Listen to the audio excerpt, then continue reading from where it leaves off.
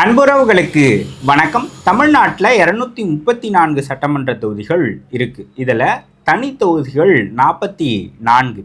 பட்டியல் பழங்குடியினருக்கான தனி தொகுதிகள் 2. மொத்தம் 46 தனி தொகுதிகள் இருக்குது. இந்த தனி தொகுதிகளில் நாம் தமிழர் கட்சியின் சார்பில் வருகிற 2026 தேர்தலில் யார் வேட்பாளராக போட்டியிட போகிறாங்க, அதுதான் இந்த காணொலியில் நம்ம பார்க்க போகிற விடயங்கள். 44 தொகுதிகள் இருக்குதுன்னு சொன்னோம் இல்லையா, ஒவ்வொரு தொகுதியாக யார் வேட்பாளர் அப்படின்னு பார்க்கலாம். முதல்ல திருவள்ளூர் மாவட்டத்திலேருந்து தொடங்கும். திருவள்ளூர் மாவட்டத்தில் 2 தனி தொகுதிகள் இருக்குது. ஒன்று பொன்னேரி, அதுக்கப்புறமாக பூந்தமல்லி. பொன்னேரி சட்டமன்ற தொகுதியில் பொறியாளர் ராசாத்தி அவர்கள் வேட்பாளராக அறிவிக்கப்பட்டிருக்கிறார். அதே போல் பூந்தமல்லி தொகுதியில் வழக்கறிஞர் மேகலா அவர்கள் அறிவிக்கப்பட்டிருக்கிறார். அதே போல் சென்னையில் எடுத்துக்கிட்டிங்கன்னா சென்னையிலையும் 2 தொகுதிகள் தான் இருக்குது, திருவிக நகர், எழும்பூர். திருவிக நகர் தொகுதியில் ஜெகதீஷ் சந்தர் பொறியியலாளர் அவர்கள் வேட்பாளராக அறிவிக்கப்பட்டிருக்கிறார். அதே போல் சென்னை எழும்பூரில் சரண்யா அவர்கள் வேட்பாளராக அறிவிக்கப்பட்டிருக்கிறார். காஞ்சிபுரம் மாவட்டம் எடுத்துக்கிட்டோம் அப்படின்னா ஸ்ரீபெரும்புத்தூர் தனி தொகுதி. அங்கு நாம் தமிழர் கட்சியின் சார்பில் சிந்து அவர்கள் வேட்பாளராக அறிவிக்கப்பட்டிருக்கிறார். செங்கல்பட்டு மாவட்டம் அப்படின்னு எடுத்திங்கன்னா 2 தொகுதிகள் வரும், செய்யூர், மதுராந்தகம். அதில் செய்யூர் தொகுதியில் சுவாதி லட்சுமி அவர்கள் வேட்பாளராக அறிவிக்கப்பட்டிருக்கிறார், பொறியாளர். அதே போல் மதுராந்தகம் தொகுதியில் பொறியாளர் ஜானகிராமன் அவர்கள் வேட்பாளராக அறிவிக்கப்பட்டிருக்கிறார். அதே போல் ராணிப்பேட்டை மாவட்டம் எடுத்துக்கிட்டோன்னா அரக்கோணம் தனி தொகுதி. அங்கு ராஜ்குமார் அவர்கள் வேட்பாளராக அறிவிக்கப்பட்டிருக்கிறார். அதே போல் வேலூர் திருப்பத்தூரில் பார்த்தோம் அப்படின்னா கீழ் வைத்தியான் குப்பம் அந்த தொகுதியில் வழக்கறிஞர் கலையேந்திரி அவர்கள் வேட்பாளராக அறிவிக்கப்பட்டிருக்கிறார். அதே போல் வேலூரில் குடியாத்தம் தொகுதியில் ஆசிரியர், ஓய்வு பெற்ற தலைமை ஆசிரியர் இமலன் அவர்கள் வேட்பாளராக அறிவிக்கப்பட்டிருக்கிறார். கிருஷ்ணகிரியில் எடுத்துக்கிட்டிங்கன்னா ஊத்தங்கரையில் மேகலா அவர்கள் வேட்பாளராக அறிவிக்கப்பட்டிருக்கிறார்.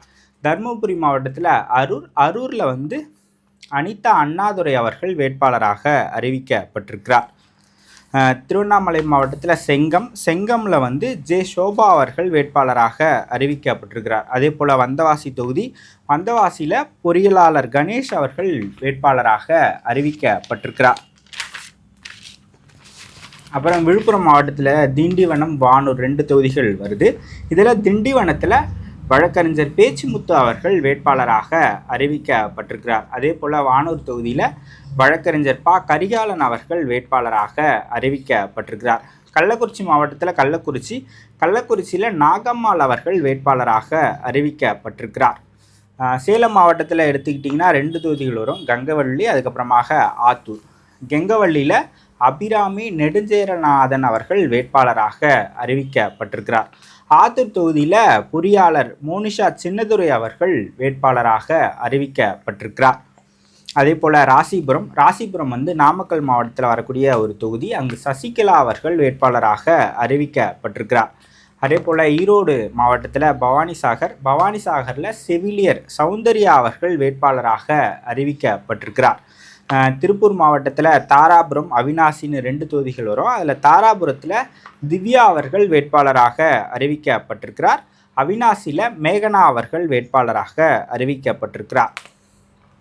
நீலகிரி மாவட்டத்தில் கூடலூரில் கார்த்திக் ராமகிருஷ்ணன் அவர்கள் வேட்பாளராக அறிவிக்கப்பட்டிருக்கிறார். கோயம்புத்தூர் மாவட்டத்தில் வரக்கூடிய வால்பாறை சட்டமன்ற தொகுதி. அங்கு உமாதேவி பெரியாண்டி அவர்கள் வேட்பாளராக அறிவிக்கப்பட்டிருக்கிறார். அப்படியே வந்தோம் அப்படின்னா திண்டுக்கல் மாவட்டம், திண்டுக்கல்லில் நிலக்கோட்டை சட்டமன்ற தொகுதி. அங்கு மருத்துவர் கைலி ராஜன் அவர்கள் வேட்பாளராக அறிவிக்கப்பட்டிருக்கிறார். 2024 தேர்தலில் திண்டுக்கல்லினுடைய நாடாளுமன்ற வேட்பாளராக இவர் தான் போட்டியிட்டார். அதே போல் கரூர் மாவட்டத்தில் வரக்கூடிய கிருஷ்ணராயபுரம், அங்கு வை சத்யா அவர்கள் வேட்பாளராக அறிவிக்கப்பட்டிருக்கிறார்.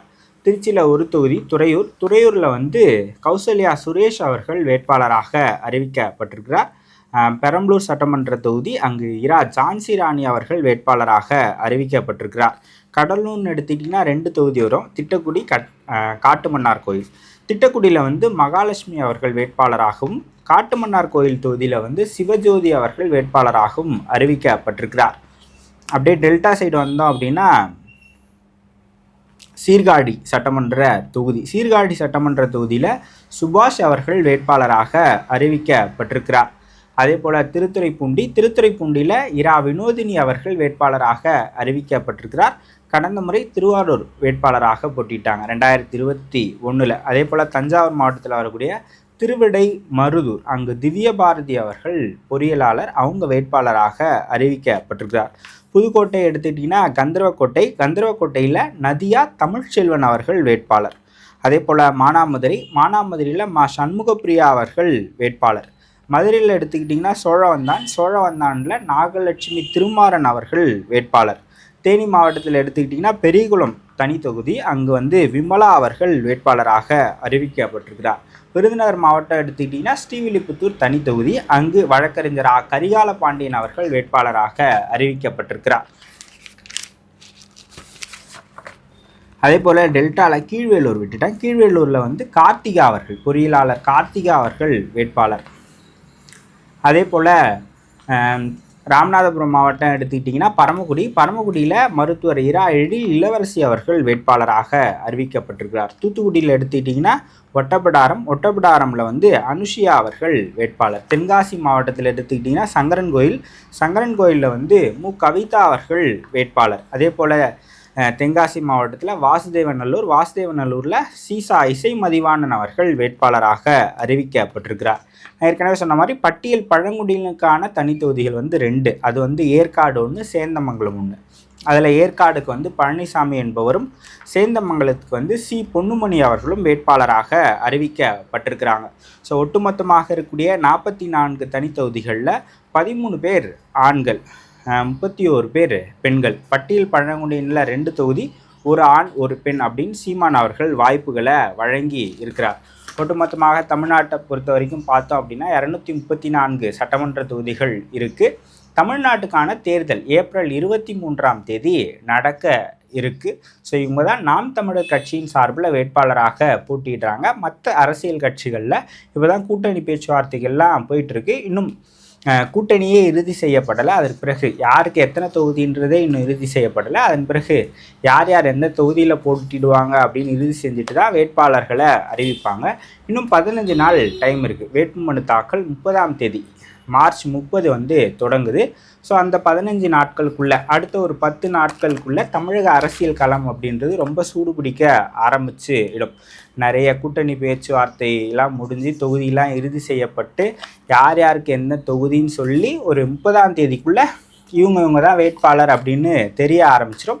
நாம் தமிழர் கட்சியில் மட்டும்தான் இவங்க தான் வேட்பாளர்னு சொல்லி களத்துக்கு போயிட்டு அவங்க பிரச்சாரத்தை மேற்கொண்டுக்கிட்டு இருக்கிறாங்க.